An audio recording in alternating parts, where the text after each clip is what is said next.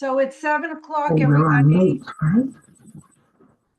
Is everybody on mute, please?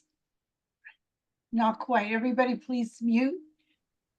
It's 7 o'clock, and as you know, we always start right on time. So welcome.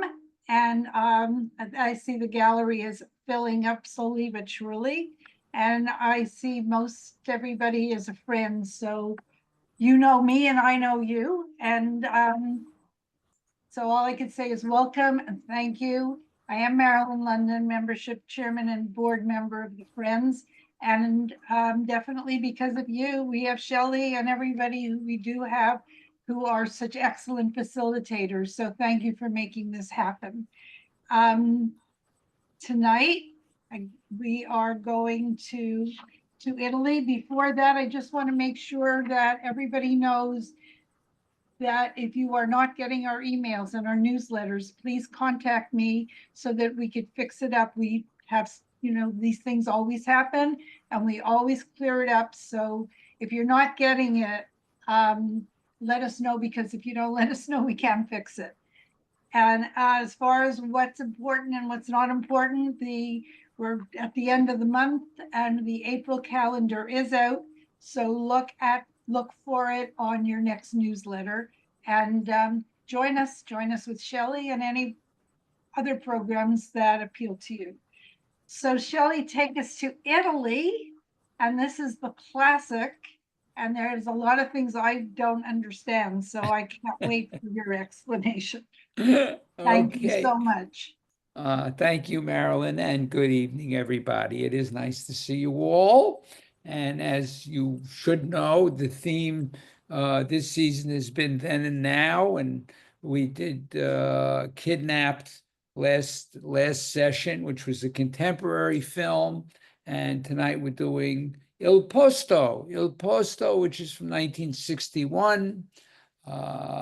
And it is also known internationally as The Job, hosting Il Posto, or The Sound of Trumpets. Why they gave it the name The Sound of Trumpets in the United States, I still have no idea. Anyway, it stands as a significant work in cinematic history, directed by Ermanno Olmi.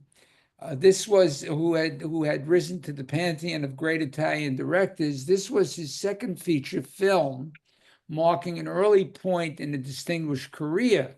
The film garnered immediate attention upon its screening at the 1961 Venice Film Festival, receiving numerous accolades both nationally and internationally, signaling its profound impact at the time, set against the backdrop of early 1960s Italy, a period characterized by substantial social and economic transformation.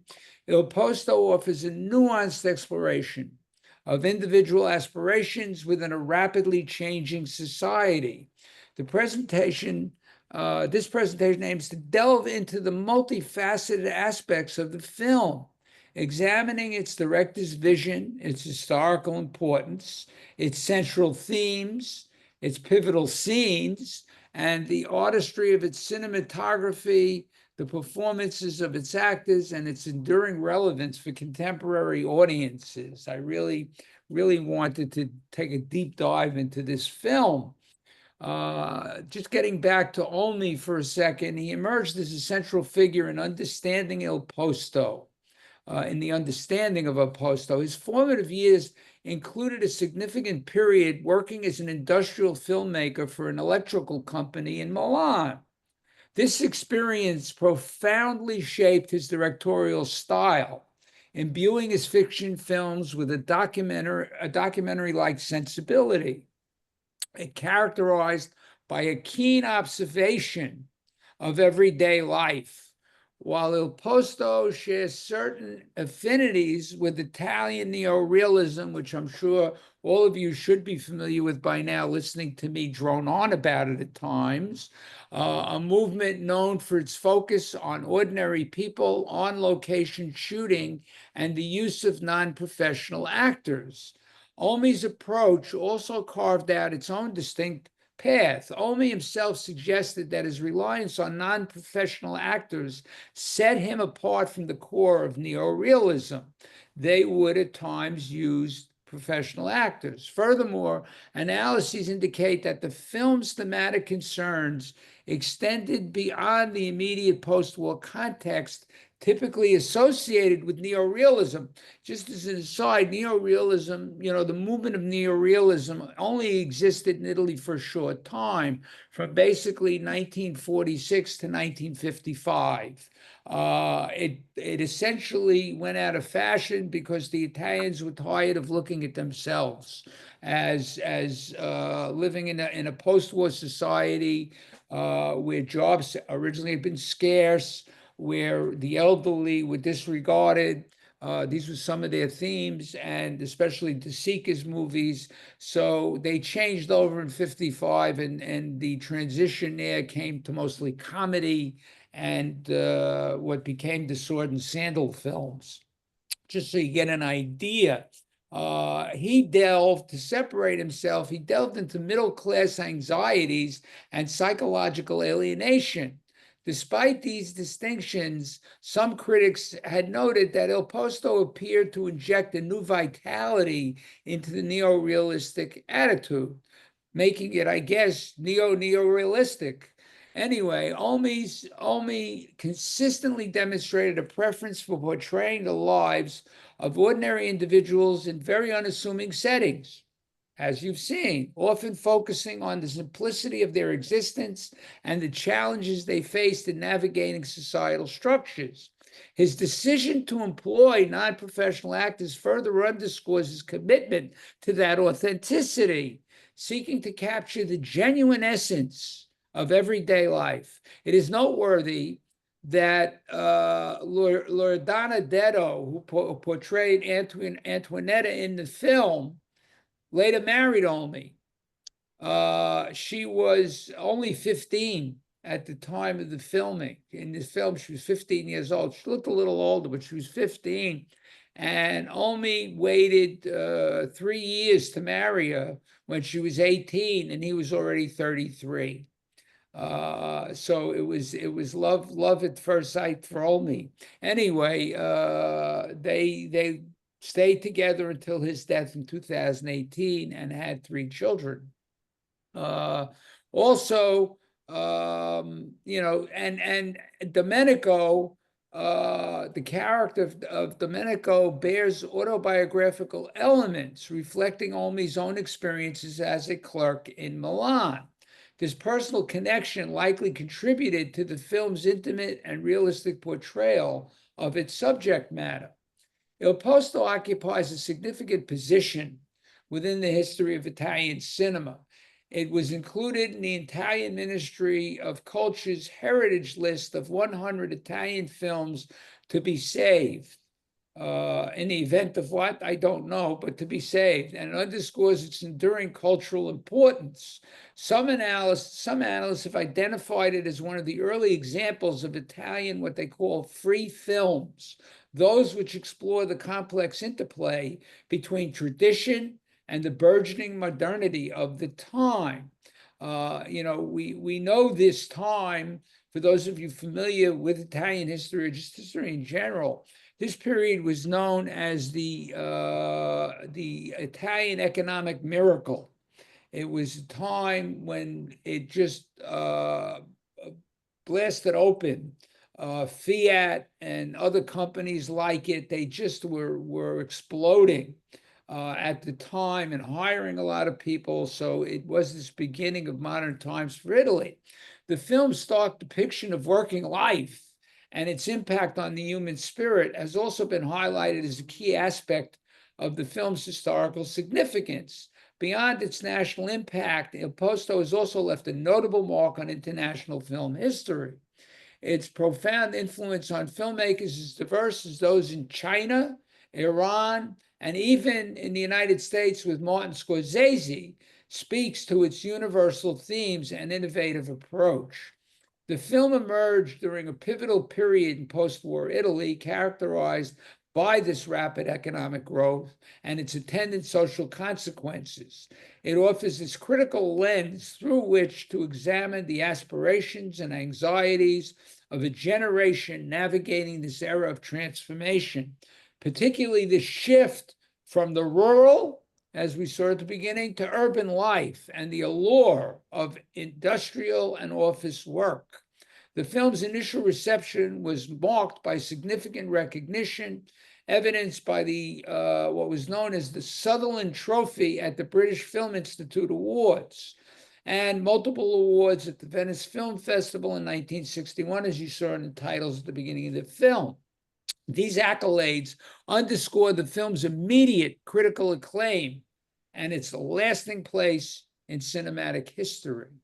Several key themes permeate the narrative of Il Posto, offering a poignant commentary on society and the individual. The theme of alienation and dehumanizing effects of bureaucracy is powerfully conveyed through Domenico's experiences. The corporate environment is depicted as vast and impersonal, a huge, faceless company where individuality seems to dissolve. The film subtly illustrates how the employment process and the subsequent work routine can grind the individual down. Visual elements such as the long, empty corridors of the office building emphasize Domenico's isolation and the alienating nature of his work. The dehumanizing effect of the large corporation is a recurring motif in the film, portraying its employees as small cogs in a faceless machine. The narrative also explores the transition from innocence to the realities of the working world. Domenico's journey begins with the hopeful anticipation of a young man entering adulthood, but he gradually becomes disillusioned by the monotonous and impersonal nature of his job. At the beginning, we see this rural Italian life. Domenico's in bed as if he doesn't want to get out of it. He lies there as his father prepares for work, and his mother says, "Don't bother him, let him sleep." And we notice he's literally sleeping in the kitchen. This home only has so much room. His brother, though, is in another bedroom, and his father goes off to work. His mother's preparing breakfast for them. She gets his younger brother up and ready for school. The two of them are nicely dressed, though, as they leave. And, one of the things we see, one of the first images we see as we're coming out of this rural environment, we see donkey carts. We see, if you notice this great long shot of the two of them walking away from the apartment house. There's a man leaning against the wall who has one leg, almost a signatory of the war. And there is a crane that passes a wagon, and it's as if and eventually overtakes it, and it's as if it's saying modernity is on its way. This world is changing. A very interesting symbol. But we see after, and the film captures poignant moments like this when childhood ends and the individual is thrust into the often harsh realities of the adult world.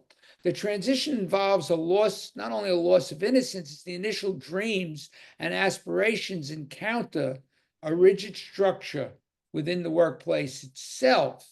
The narrative also delves into social mobility and the aspirations of this post-war generation. The pursuit of Il Posto, a stable job offering security, is a central driving force for Domenico and many of his generation, reflecting the economic realities of the time. However, the film subtly critiques the notion of a job for life, revealing its potential to lead to this deadening existence. We see this regimentation of society when they get this coffee break, and he, goes with Antoinetta, and they wander around town. It's one of the few times where they're looking in the windows and they look at clothes, and Antoinetta looks at the raincoat and expresses a delight for him, which leads to a humorous scene when he goes with his mother shopping for clothes. But finally, The theme of the fragility of human connection in a modernizing society is explored through the tentative romance between them, between Domenic and Antoinetta. Their budding relationship faces challenges due to the alienating nature of her work environment, highlighting the difficulty of forming a meaningful connection within this rigid structure of modern life. The fleeting moments of human connection, such as that coffee break, stand in stark contrast to the prevailing sense of isolation, to the point where even though they seem this looks like a budding romance, later on when he's standing in the rain waiting for her, he sees her coming out with a group of people, and he again is disappointed. And there was a time when he passes her in the office and she says, "You don't come and visit me." And he makes the excuse, "Well, I get out 15 minutes late." There are several key scenes in Il Posto that stand out for this thematic resonance and the impact, the cinematic impact itself. The job application process is portrayed with a blend of realism and subtle satire. It's also somewhat hilarious looking back on it, highlighting the absurdity and dehumanizing nature of the tests and the interviews. When they're asked to turn their hands, he tells them, "Make believe you're turning a light bulb." All these silly things that they're putting them through. The grotesque and melancholy nature of this process is evident as the Domenico and the others undergo this series of seemingly arbitrary evaluations. The sequence underscores how the individual can feel reduced to a mere number or statistic within a large organization. In contrast, the brief encounter between Domenico and Antoinetta offers a moment of genuine, as I said, human connection amidst the impersonal setting. This scene, marked by shy glances and tentative conversation, represents a romantic peak moment in the film, albeit that brief one. The simple act of holding hands as they rush back to the office encapsulates that fragility and the preciousness of human connection in their rapidly modernized situation. The film also meticulously depicts the office environment, emphasizing its mundanity and the isolation it fosters. The repetitive tasks and the lack of meaningful interaction highlight the dehumanizing effects of this job for life. The director also expands the story beyond the accounting room to highlight the external lives of the other clerks. I found this one of the most interesting sequences of the film. There's the one who tosses paper at the other while cleaning his desk, who turns out to be an amateur opera singer at a local establishment. There's the recipient of his thrown papers, who leans into what looks like his work, but we see him in a lonely existence in his room. We hear the landlady saying he never pays his rent. He looks out at the world below and he covers his lamp to supposedly write his novel, which comes back to us at the end. Then there's Don Luigi, who the wife comes in, who cuts his cigarettes so they'll last and smokes them through a holder, trying to look debonair and sophisticated. We see him at home with a wife, again, with his bathrobe, sitting there reading, with a wife who asks him if he'll sell his collection of books. And we see ignoring her. We see, if you looked on the wall, you saw a curious animal skin with a spear on the wall. Then there's the guy with the comb, whose obsession with his hair is carried over to his home life, and his wife cutting his hair, grooming him as he runs and hides when his wife answers the door. And the woman who appears at the supervisor's office at the beginning when Domenico's being interviewed with a note for her lateness. She turns out to be one of the clerks, and we see the source of her troubles, a son who steals from her. The New Year's Eve party scene stands out as a poignant portrayal of social awkwardness, loneliness, and the often artificial nature of corporate socializing. Domenico, after he was, coming early because he expects to see Antoinetta and is stood up, His solitary moments underscore his isolation, sitting there, while the forced merriment of the event reveals the superficiality of these corporate gatherings. The couple that stares and looks at him, and then they finally talk. They only want his wine.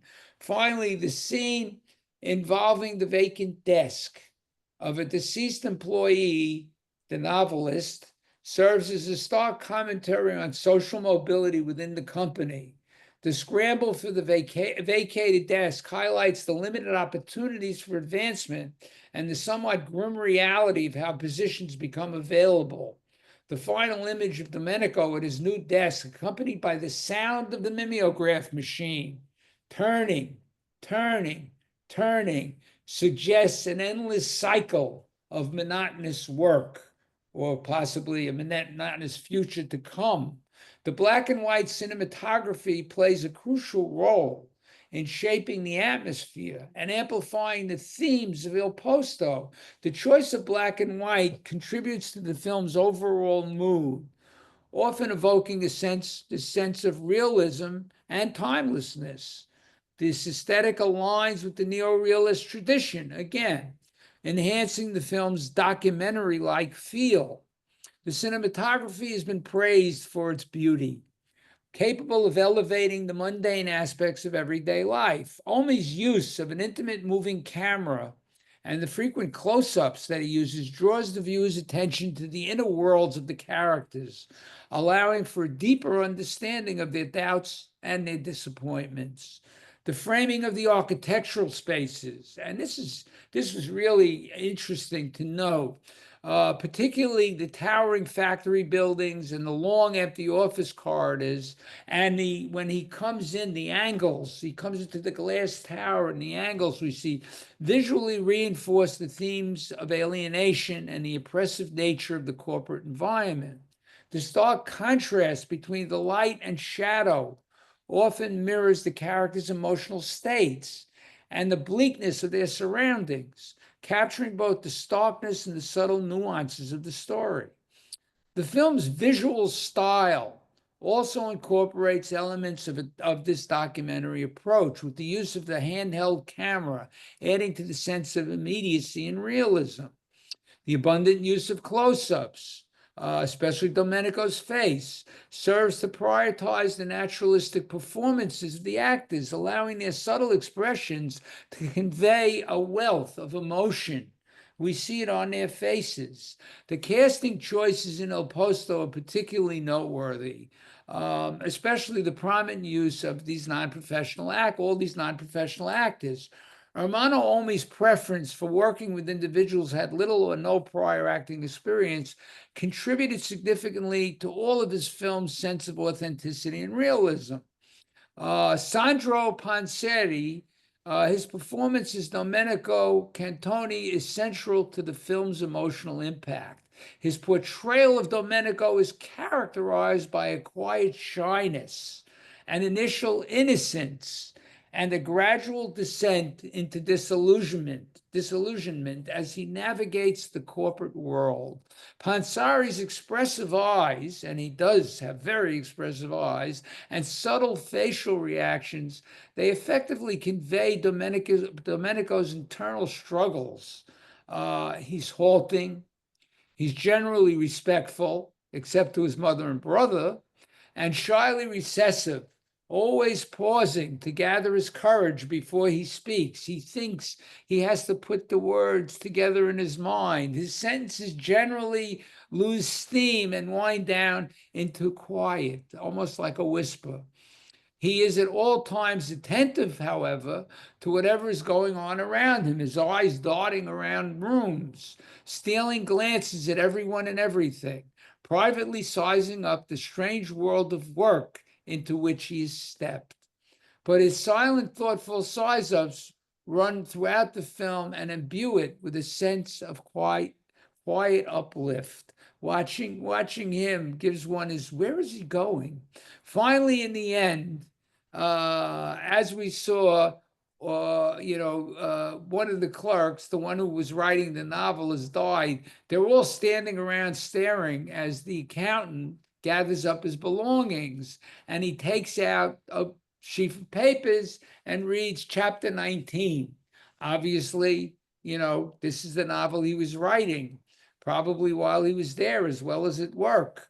And Domenico finally is asked to sit in his seat and then asked to sit in the back as Luigi rushes up and contests the seat, saying, "I'm the senior here. I deserve it. My eyesight's going bad." And then as he prepares to go up front, everybody else shifts up front. There's no stopping them. There's no stopping them.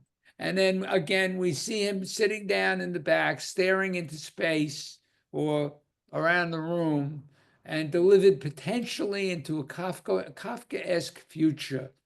But one has the sense that his questing temperament will eventually, or hopefully, perhaps 10 years later, lead him in another direction. Maybe because Domenico is a stand-in for Olmi himself. That's the way Olmi saw him, having lived similar experiences before embarking on his career as a director.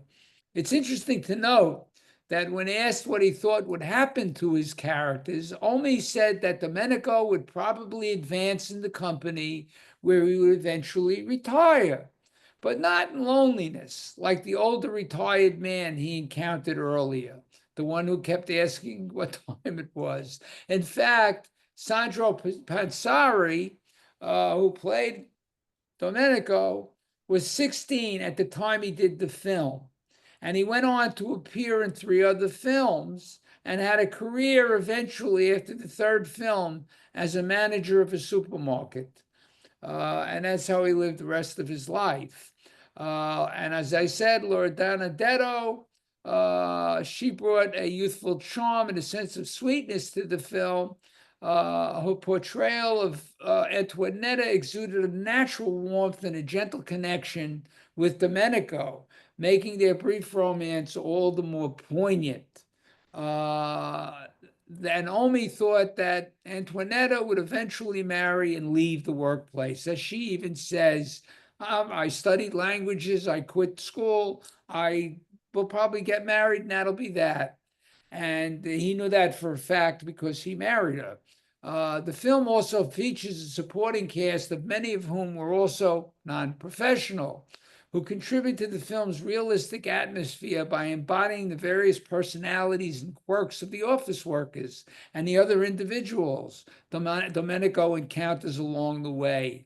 The naturalism of their performances further enhances the film's overall sense of verisimilitude. Despite being made over 60 years ago, the themes explored in Il Posto retain a remarkable contemporary relevance for us. The experience of workplace alienation and the often impersonal nature of bureaucratic structures continue to be pertinent in today's globalized and increasingly digitized world. The film's director of the challenges faced by young people entering the workforce and their aspirations for stability and social mobility resonates with the experiences of many contemporary viewers. The film has been shown most recently in a number of retrospectives. The anxieties and uncertainties portrayed by Domenico echo the concerns of those navigating the complexities of the modern job market. As we know today, it's getting harder and harder for young people to enter this office job market, and they settle for other jobs until they can get in. The film's subtle critique of corporate culture and its potential to stifle individuality remains a relevant commentary on an era where large organizations continue to shape the lives of so many. The search for meaningful work and genuine human connection in an often alienating environment are enduring aspects of the human experience that Il Posto captures with remarkable insight. Il Posto leaves us a lasting impression, offering profound insights into a society and the human experience. It's a quiet yet powerful critique of corporate life. Il Posto stands as a significant achievement. It seamlessly blends elements of neo-realism with a burgeoning modern sensibility.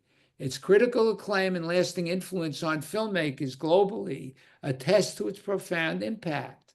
The timeless and universal nature of its themes ensures its continued relevance for contemporary audiences, prompting reflection on the individual's place within societal structures and the enduring human need for connection and meaning in a rapidly changing world. Il Posto remains a poignant and insightful exploration of the human experience. We have to look and see what came after. And we look at films, we look at stories that echo. And it's funny because, one of the most popular shows on television seems to be the show Severance, that's on Apple TV. And I don't know how many of you are familiar with it, but it's a show that it's an odd show because severance has nothing to do with severance pay. Severance has to do with the idea that workers come to work every day and for some reason they split. They have a life where they work and a life outside, and the two never come together. They have no idea of their work world as they have no idea of their world outside. And the film constantly deals with that and the breaks in it, and it is very Kafkaesque. We also there are so many films that deal with this today and have been over the last God knows how many years. If you think about them, this alienation of work. The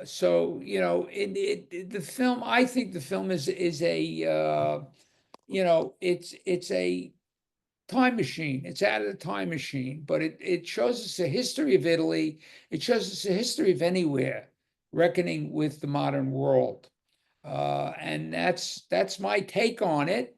And I'd love to hear your reflections on it. I know for some of you it's an odd piece of film, but I think after hearing me, I hope it affected you some way and made sense. And that's what I'd like to hear. So I already see a hand. Jackie, dive in there. It's not me this It's not time. her this time. Oh, it's Larry. Okay, terrific. Carman. Yes. Couple of things. It was interesting how destitute and poor the people were. I mean, the street scenes and a lot of times looked like, the leftover of World War II that Italy was still facing. Yet how many scenes also showed massive construction and buildings, and, there was two big divisions, somewhere there was a lot of money going into building things, and there was a lot of people that were just dredging through life every day. Kind of funny in the street scenes. There were several car dealerships in the scenes, which I don't know, it just happened to be where they filmed it. It was convenient. I'm a big car person, so old Lancia and Fiat dealerships. And then the scene inside the dealership was a French dealership, which was Citroen, which is much bigger and fancier and nicer than what was there locally. And then it really was twisted because when he was doing the interview for the job and they were saying, you'll be a messenger until we can get another opening for you. Right. It spun away for a moment in the scene in the guy's office, and there was a statue, which it made me wonder, was this film there or did it have another meaning? It's the Alfa Romeo logo, which is a snake eating a child, standing up with a sword, which is a weird logo. And it's like, was that just there? Was that a sign that was actually Alfa Romeo's business offices? Or was it something to do with the child being eaten by the snake, society taking him in, where did that play into the whole thing? Coincidence or meaning? Yeah, that is meaning. That was definitely meaning.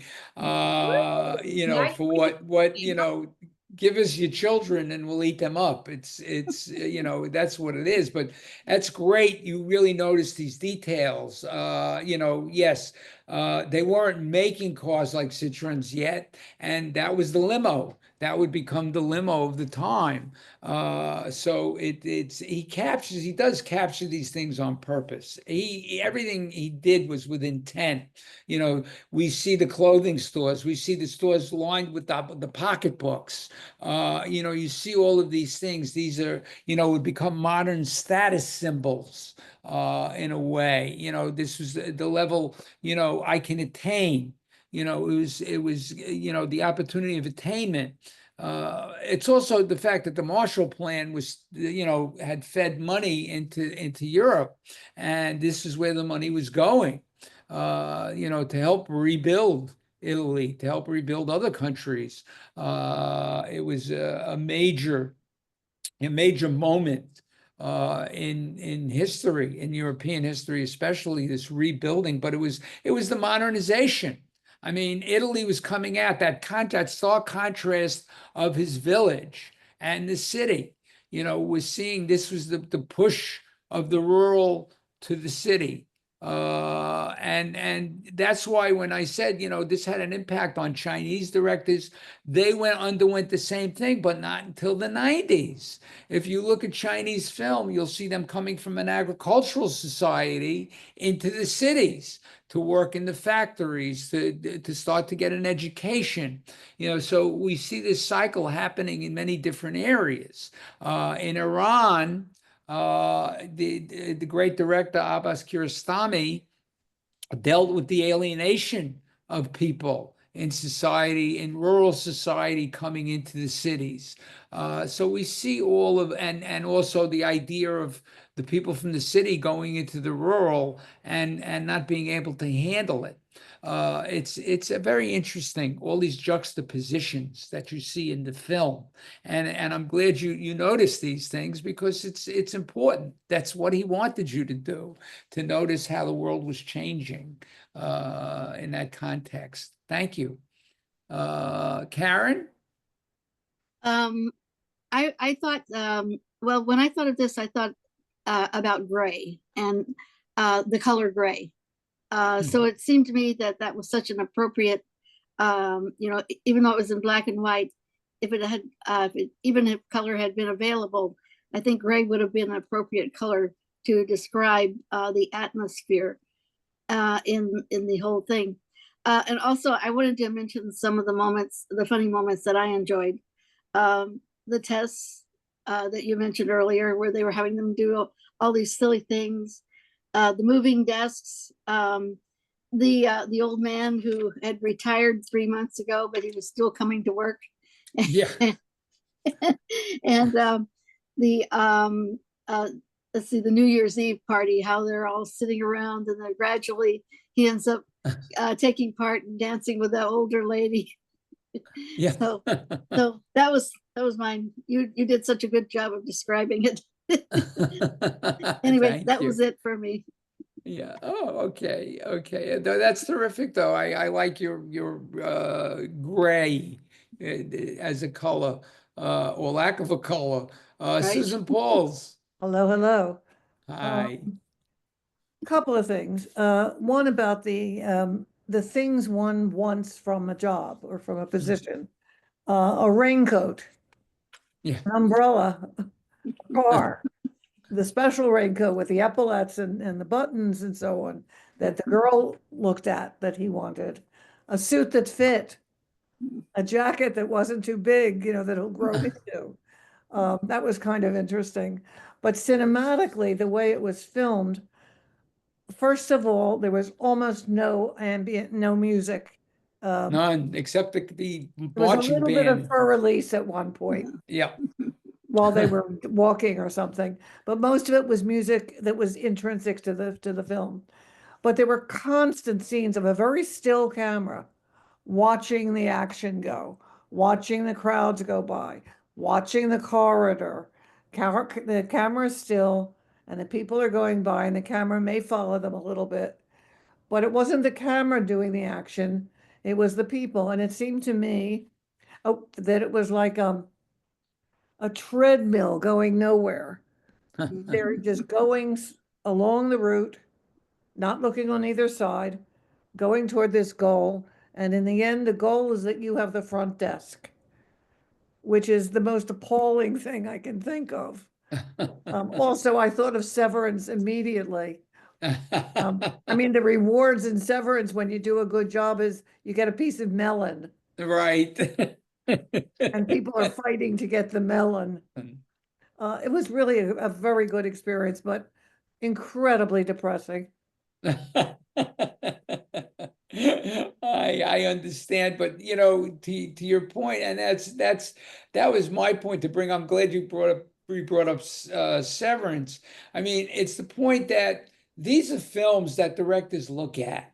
These are, you know, this is the canon. This is when you either when you go to film school or you happen to fall into a program like this one, you'll see films like this and understand the history of cinema and how you can look at these films, at a film like this, or even a film like The Bicycle Thieves, and see how it's been recast throughout cinema history since that point. And they have been, and they always will be, because they are the classics. These are the first to break these molds, to establish these ideas. And you know, they can't be, you can't just take them and redo them. They have to be recast, as I say, that directors have to look and see and find a fresh place to put them and a fresh way of retelling them. And Severance is one of those ways. So, you know, this is what I hope you know, that you'll appreciate over time as you watch some of these classics. And you know, come to see how they affect cinema itself, if not ourselves. So who wants to go next? Anybody? Anybody have anything they'd like? Yes, Linda.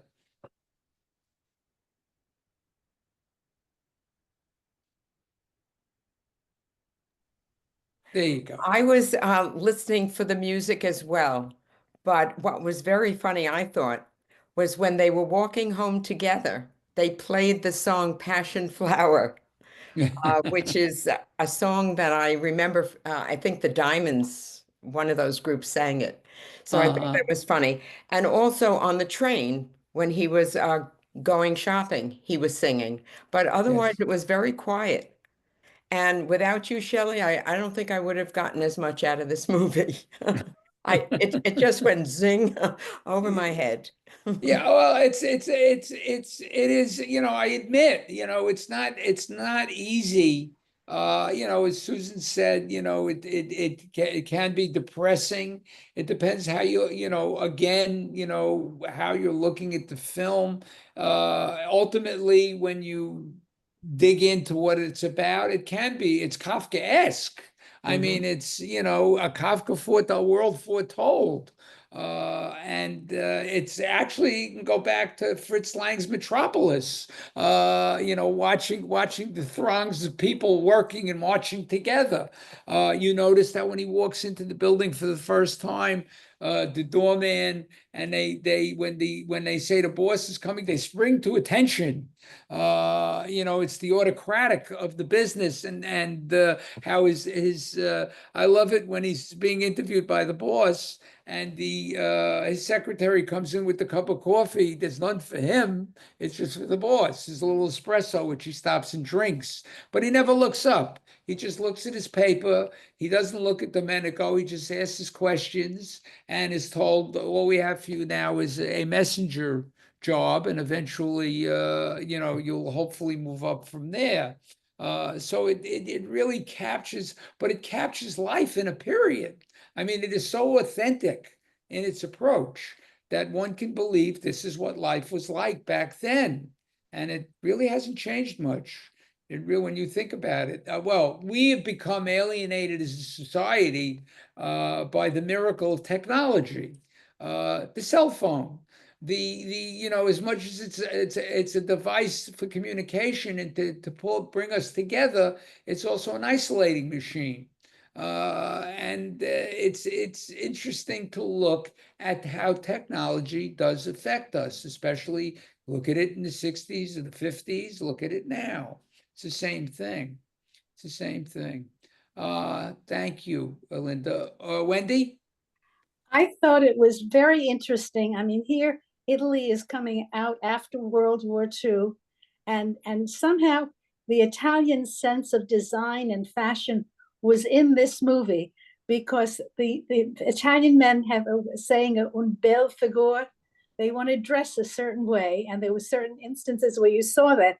And I thought in that New Year's Eve party, you had a woman walking in and she could have been at any present party dressed perfectly in her little black dress and pearls. Yeah, I Yes. thought that was a perfect little overview of what happened in Italy at that time. That's terrific because, you know, it's so true. I mean, I went to Italy, you know, well, not right after that period, but some years later, and you would see how well dressed the people were going to work. And the funny part was when they got to work, they took off those clothes. You know, it's a symbol of, you know, this is what they want to be perceived as, this attainment in the world. But it's like a uniform. I remember the blue blazers were like uniforms in Italy. So there is a uniform effect. This is the way they march to the same drummer. They march to the same drummer. Thank you, Wendy. Barbara. I just loved the young man's face, the actor. I just thought it was just perfection. And I don't think the movie is so I didn't find it so terribly dated. Any of us who have had a boring office job at some point in their lives, it was pretty much like that. Mm-hmm. Just the same, but I just thought that he just found the perfect face for the young man when he cast him. Oh, yes, without question, without question. And his process of casting, I would imagine, was probably similar to Vittorio De Sica, where he was known to just walk the streets.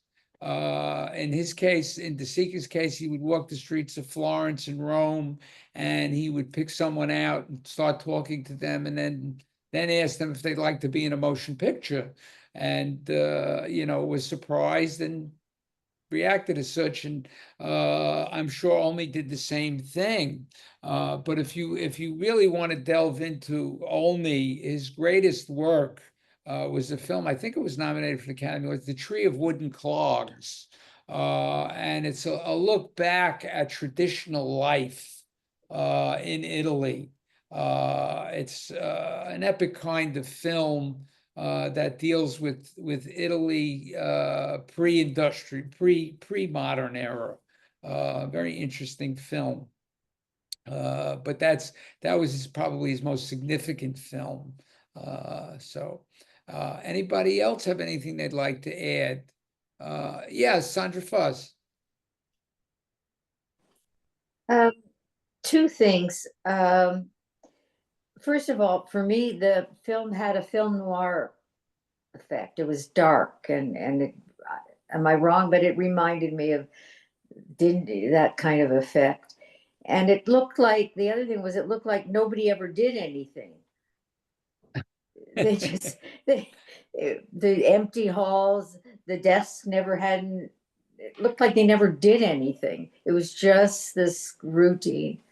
But you didn't agree about the darkness, I guess. Well, not film noir. I mean, unless they murdered somebody in the back room. Oh, but, yeah, no. I forgot about the murder part, but it was just that darkness, I guess. Yeah, Anyway, but the use of the halls, the use of repetitive work. Oh, definitely. but there was no work. It looked like there was no work. They just It's well, it was just look busy. Busy. Pretend. Yeah, exactly. Is it Jackie this time? Yeah, it is.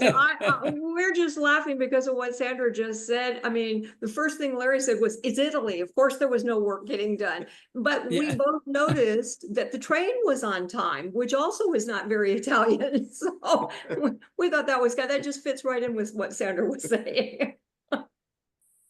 Well, the train running on time is very unusual if you've been to Italy. Well, yeah, but You're lucky during the the train war, even that was the big. ran. That was Mussolini's big cry. The trains. That was his big contribution to Italy. Was the trains will run on time. That's he made the trains run on time at that period. That's a famous line that he would make the trains. I'd say, like the chicken in every pot, I'll make the trains run on time. But it is this, you know, you know, these sort of ideas we have of the place, but it is a really universal, I think, a universal film, as Barbara said, as Barbara mentioned. Yeah, is that Larry? Who is that? Yeah, Larry. Yeah. Unmuted. Thank you. I would have missed a lot. It's not my kind of film. Putting it in context makes an important difference. I'm glad that I saw it. And looking back, it was interesting that I was engaged through the whole film, but I preferred to see an arc with character development. I didn't see much of that. Afterwards, I said, you know, a good black and white still picture might evoke the same kind of thing. And Sandy said, this would have been a good short story, but a feature-length film, it would not be my choice. Yet I'm glad I saw it. I learned a lot. I think maybe an analogy would be a black and white film of a family event like a bar mitzvah.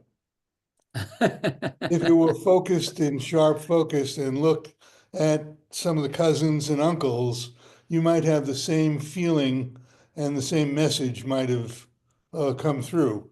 But I think, thank you for bringing this to me. I think that's this. It's very interesting when you said that you like films, and I do as well, about character development, and that's, you know, sort of what I think he's getting at in the film, is the lack of the ability to develop as an individual in a society like this, where everybody has to, you know, we see them at work, and we see them, we get to see a few of them outside of work. And it's as if they're trapped in some kind of world of their own. One doesn't respond to his wife, he just sits there reading the paper. You know, the other one is obsessed with his hair. You know, all these mundane things, these banal things. It seems that because that's what this new technological, this new economic era is bringing. It's wearing everybody down, because they have to get a job and devote themselves to the job, and it lacks the ability to develop. I mean, when the boss says to him, you'll be a messenger and maybe you'll move somewhere else, we'll put you somewhere else, and then we'll put you somewhere else, and then we'll put you somewhere else. How could you develop? I mean, it really, you know, he says to him at one point, he says, do you plan to go back to school? And he sits for a second. He says, well, maybe I can go to night school. He says, where there's a will, there's a way. You know, but they're not going to give them the will, so they can't find their way. But the idea of the snapshot, I love that, because, you know, it's another art form that tells stories. And yes, you could tell a story through this, but I thought it was very interesting because it is of a time. It's also a great study in filmmaking of the period. It goes against the grain of filmmaking at that time, especially in Italy. And I think that's what a lot of the critics were seeing. And also it was a way of taking neo-realism out of the poverty that it always portrayed, out of the depression of society, and showing I could do the same thing, but now I'm showing how are we advancing? How are we really coming into the world? And that's what I think the statement was too for Olmi. Yes, Sandra. Could you talk a little bit more about the cinematography? Because the two people, Susan and Larry, I believe it was, not my Larry, but the other Larry. The other Larry, yeah. When they talked about the fashion and the cars, I noticed that to a degree. And one of the reasons I thought it was more like a short story was because I didn't think it needed character development. I thought the character was the place and the environment. But the cinematography, I'm genuinely surprised, because I hadn't looked it up, obviously, and you probably know, why the cinematography was considered to be so special? Well, number one, there was the use of handheld and the use of stationary character, but it's the cinematic space. I mean, those shots of the long halls with nobody in it. You know, these are shots and maybe, you know, I don't know where he got it from. He may have developed this idea all to represent what the cinematography was, the character, not so much the place, but the cinematography. We are the eyes. The cinematography is really, you know, it's from his perspective. Okay. From Domenico's perspective. That's one of the things, you know, recently one of the films that was nominated for an Academy Award, The Nickel Boys, I don't know how many of you've seen it, but that's all shot from perspective. It's shot from the character's point of view. And this film was in essence, in many instances, shot that way.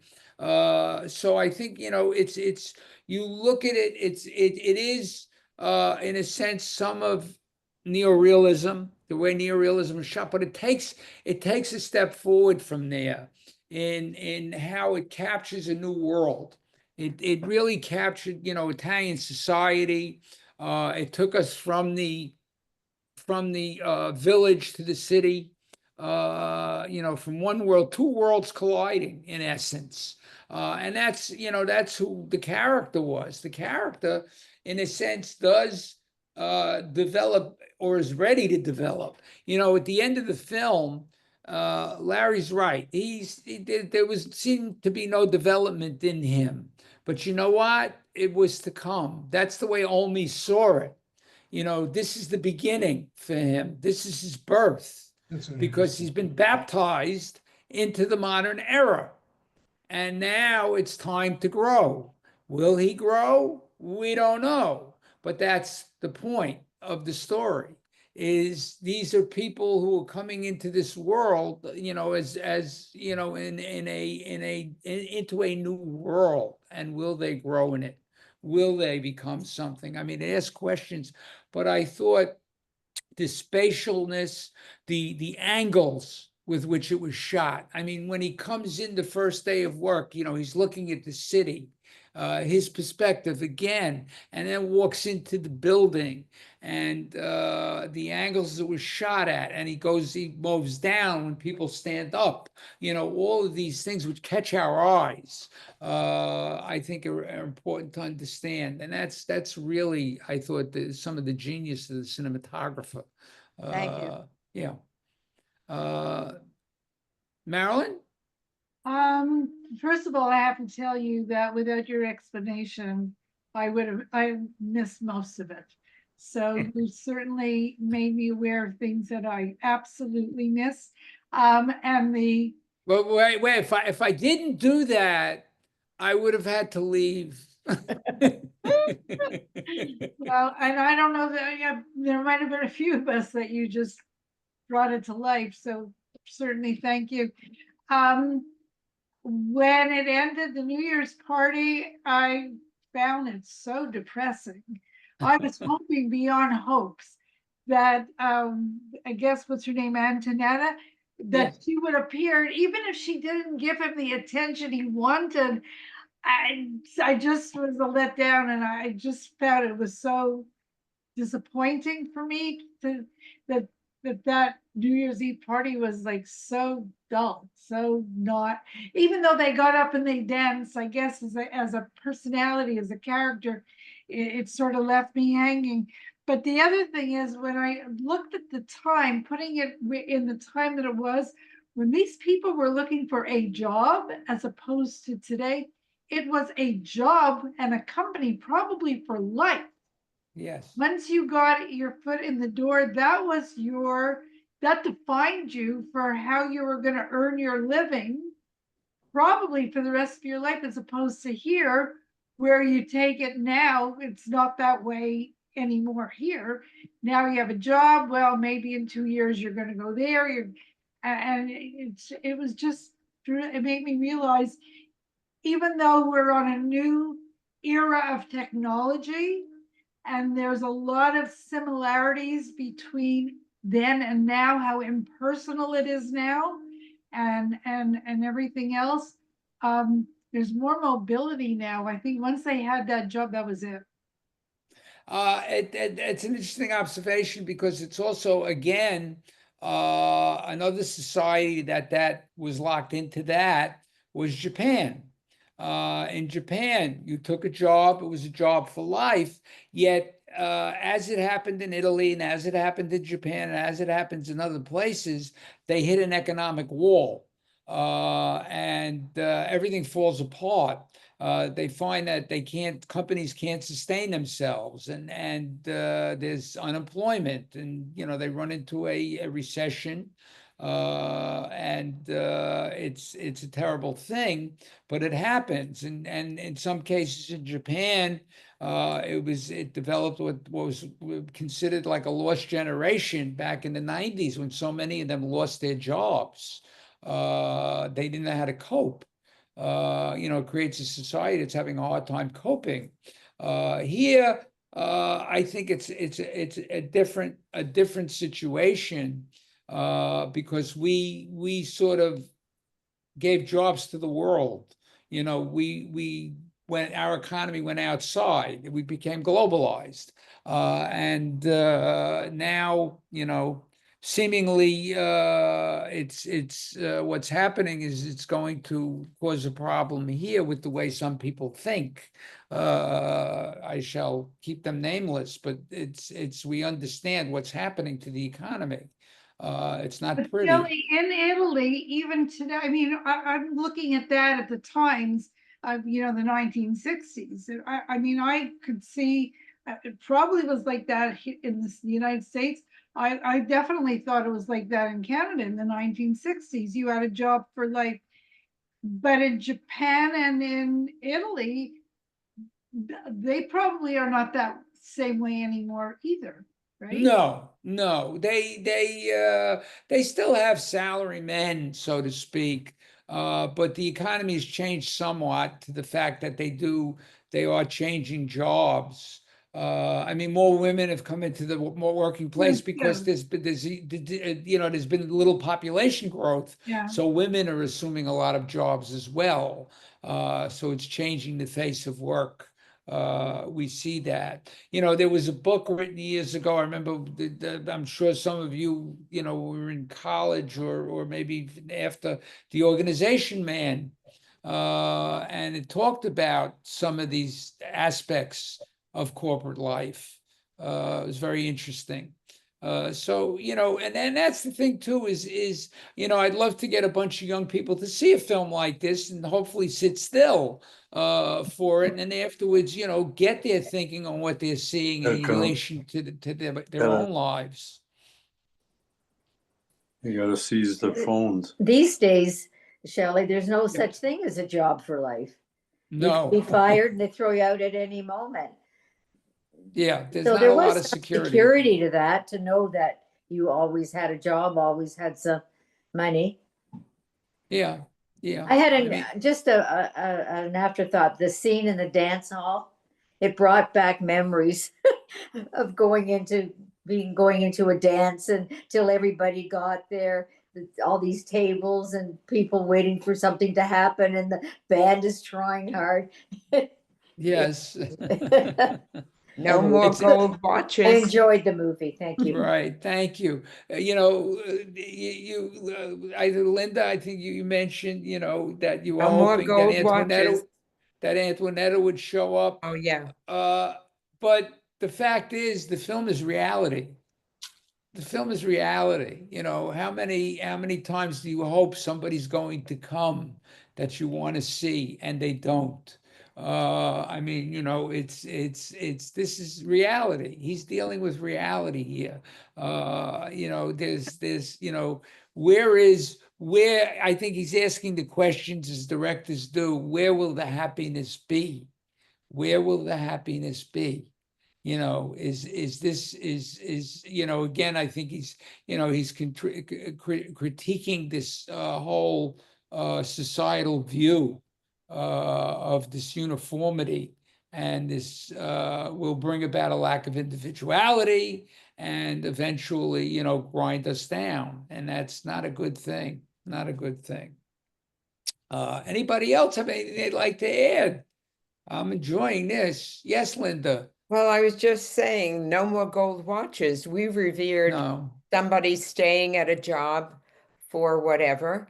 And today, I have heard young people say that if you haven't changed your job several times, it appears as though you're not as valuable as somebody that has. Yes, yes, good point. thinking They is say different. now on the average it's 5 years that people will tend to change their job every 5 years. Really, I thought it was 3.